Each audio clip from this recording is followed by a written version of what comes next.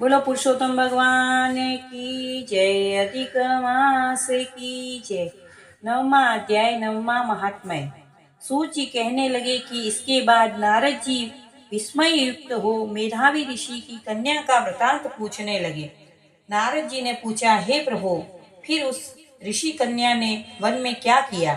क्या किसी ऋषि के साथ उसका विवाह हो गया?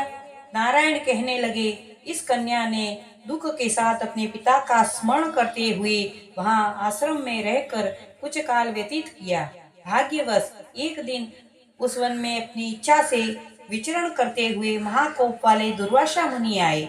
आश्रम में मुनि को आता हुआ देखकर शोक सागर में डूबी हुई उस कुमारी ने उठकर धीरज धारण करके मुनि के चरणों में नमस्कार किया।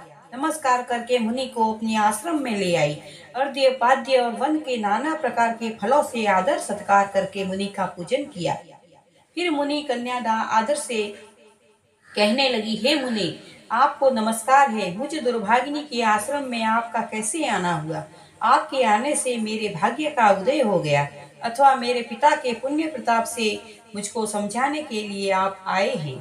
आप जैसे महात्माओं के तीर्थ रूपी पांवों के रज कण को स्पर्श कर मेरा जन्म सफल हो गया। जो आप जैसे महात्माओं का मुझको दर्शन हुआ। इस प्रकार कहकर वह बाला उनके आगे चुपचाप बैठ गई।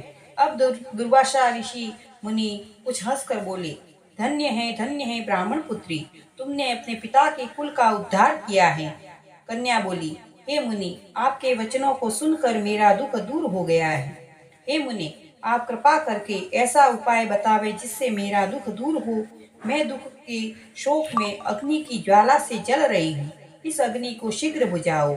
मेरे हर्ष उपजाने वाला और कोई नहीं है। मुझको धैर्य देने वाली न तो मेरी माता है, न पिता है, न भाई है। मैं दुख से पीड़ित किस प्रकार जीवन निर्वाह करूं? जिस दिशा को देखती हूँ वहीं अंधकार दिखाई देता है।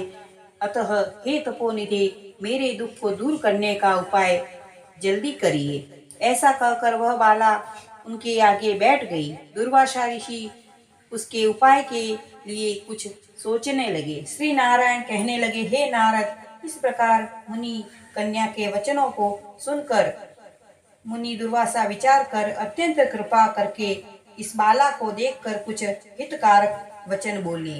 इति श्री पुरुषोत्तम मास महात्म्य नाम 9वां अध्याय। श्री कृष्णार्पणमस्तु। बोलो श्री कृष्ण भगवान की जय। अधिक मास की जय।